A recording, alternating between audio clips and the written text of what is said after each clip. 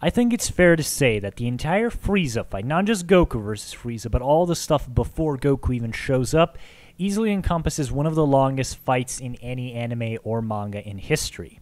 The battle spans multiple volumes in the manga. It spans, I think, at least like three or four dozen episodes in Z, and then about almost that same amount even in Kai, which is kind of designed to cut out the filler.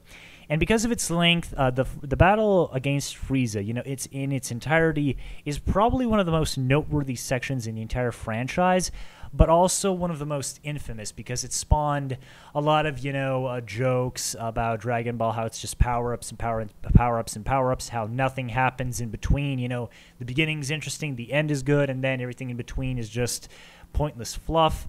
And, there are lots of very valid reasons for why people would think that because, the original Z anime was running concurrently with the manga, then filler had to be made so that they didn't bypass the manga because that's a pretty big no-no when it comes to making animated shows.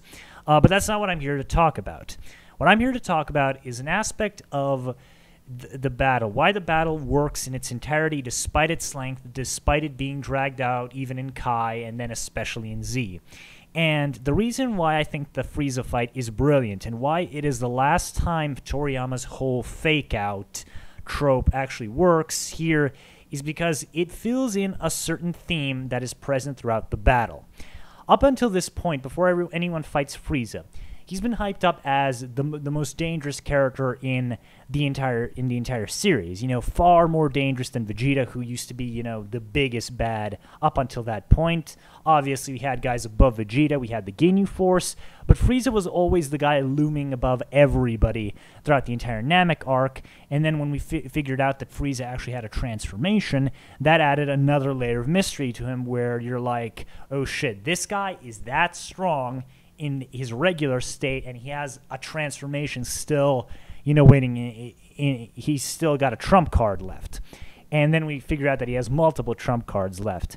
And a lot of people, myself included, have rightfully criticized the saga, this section of the fight, because it starts a lot of really obnoxious tropes in Dragon Ball. How everyone suddenly is fighting like it's a tournament again. No one's using strategy and tactics. There's no Krillin trying to cut off Frieza's head while Piccolo's fighting him. Basically, a lot of things that you think that the characters would have learned after what happened at the Saiyan saga, how you're fighting for your life, this isn't a one-on-one tournament, so stop treating it like one, would apply here, but it doesn't. This is also the fight where a lot of the transformations, get introduced, where any semblance of skill goes out the window. It's all about who has the most transformations and who has the best one. And it does admittedly start a lot of bad tropes that Toriyama relentlessly abuses to the point of turning the series into a parody of itself, so much so that the Buu saga considerably suffers because of these constant fake-outs where, oh, no, this is my true power. Oh, no, now this is my true power. But wait, no, this is my true power. You get what I mean. It gets pretty damn obnoxious, and that is certainly one way to look at the fight.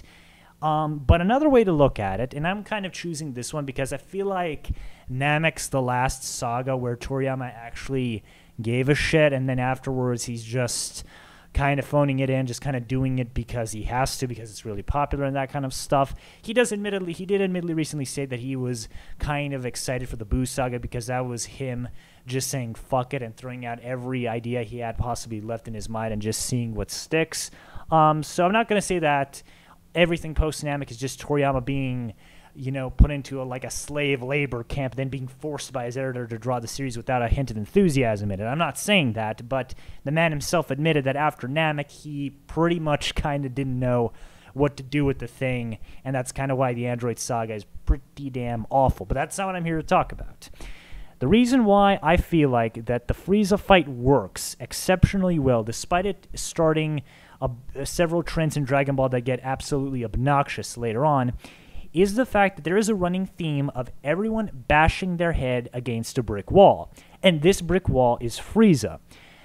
Because this is kind of brilliant, and I'm 100% certain that Toriyama did not intend for you to interpret the fight this way. He just did it a fight as a fight. He didn't, try to have any kind of big theme or whatever. But the way the fight plays out, I think it is pretty easy to see that it is, like I said, every character bashing their head against a brick wall. And that brick wall is called Frieza. They're trying everything they can to beat this guy. You know, Vegeta tries to abuse Zenkai. It doesn't work. Piccolo tries to fuse after training on King Kai's planet. It still doesn't work. You know, they try to, they use a little bit of strategy and tactics, admittedly, and it still doesn't work. Gohan's rage outs aren't working. Goku shows up. He's, a lot more powerful than anyone else. He's not working. He tries Kaioken and it does jack shit. He tries the Spirit Bomb and it still fails. And throughout the whole fight, you can really get the sense that everyone is just growing more and more desperate with each failed attempt because everyone thinks they have a chance. They think that this is going to be what's going to turn the tide of the battle. This is what's going to help them win. But they can't because Frieza is a brick fucking wall who just will not go down no matter what you do to the guy. Everything they throw at him fails. And this is why I say that a lot of the fake-outs in the fight actually really work. The fake-out with Vegeta's power-up not working, or Piccolo's fusion not amounting to much, or even Goku's, attempts not working before Super Saiyan. It really feels like the story is trying to make you, the viewer, as frustrated as the characters and to feel as afraid as the characters are. You want to see this guy go down. You're spending episode after episode or chapter after chapter reading about these guys, constantly getting power-ups, constantly trying new things to take this guy down. But he won't fucking stay down because he's a tough son of a bitch. And then as the whole thing gets worse and worse and worse, and Frieza just refuses to just die already, you are getting kind of engrossed into the storyline because the story is making you feel like the characters are. You feel frustrated. You want to see Frieza go down. You're tired of watching this fight go on. You're like, fucking die already. Just like I'm sure all the characters are. They're just crossing their fingers and hoping that the next thing is going to bring him down. And then when ultimately Goku turns into a Super Saiyan and Frieza has no more successes, you feel triumphant like everyone else does because you feel hopeful. You know that Frieza is screwed now. Like, he has nothing left to throw at Goku. Goku has completely outclassed him. He can do nothing to him, and he is about to get the living shit kicked out of him. And then when Frieza does get the living shit kicked out of him, it is so satisfying because you've spent so many episodes or so many manga chapters reading about them trying and failing and getting frustrated and angry and desperate to just kill this motherfucker.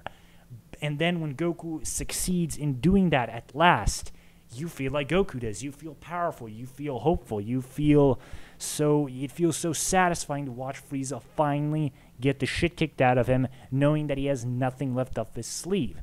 And that's why I think that the Frieza battle is actually kind of brilliant. Now, as I said, when I started this, Toriyama did not intend to have this kind of whole thing where, I'm going to make the reader as frustrated as the characters, and that's why it's going to be amazing, because Toriyama does not see this franchise like that. Like, he does plan some things out, but for the most part, Toriyama, whenever he does make something thematic, I guess, it's usually by accident, and he most certainly did not intend for that to be a thing, but if the reader can make a thing out of it, I guess it's okay for them. Because, Toriyama made this for little boys, for teenage kids, 12 and 13-year-olds. It's a big power fantasy and that kind of stuff. But I feel like, just like he made a pretty excellent whole theme that ran through Goku versus Vegeta's fight, which Mr. Fusion from Dragon Ball Dissection brilliantly analyzed as well. I'm probably going to put a link down to his channel where you can see it below. Please watch Dragon Ball Dissection. It's pretty damn awesome.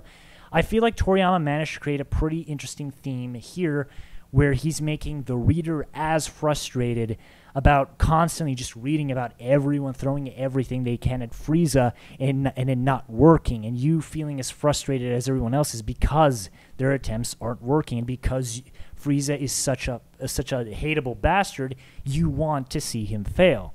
And I really don't think any fight after this really manages to invest the reader to this level, at least not for me. Like, there is no fight after this where I'm really invested, except maybe Goku versus Beerus in Battle of Gods, but that's kind of because Toriyama is finally trying to treat Goku like an actual human being and not just a, selfish prick who does selfish prick things because he needs to move the plot along.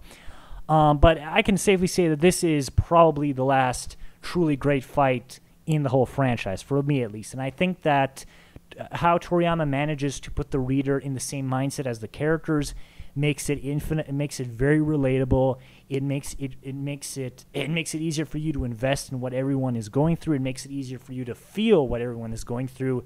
And because you can relate to the frustration and anger and hopelessness that everyone's feeling, it gets you more invested. It makes you care about seeing what's going to happen next, seeing how are they going to beat Frieza. And admittedly, like I said, there are a lot of ways you can interpret this fight. I primarily choose this interpretation, but because I think it's kind of brilliant, and I feel like this is the last time Toriyama manages to create a theme like this that actually works, and it isn't dropped 5 minutes after being introduced, which is a big problem I have with the Android saga, and an even bigger problem I have with the Boo saga. So yeah, the everyone versus Frieza fight is, in my opinion, a brilliant battle. It does admittedly start off a lot of stupid Z tropes that get relentlessly overused to the point where the franchise becomes basically a parody of itself. And I really wish that Toriyama didn't feel the need to resort to that, but what can you do? The guy was pretty bored by the series, and he didn't know what else to do.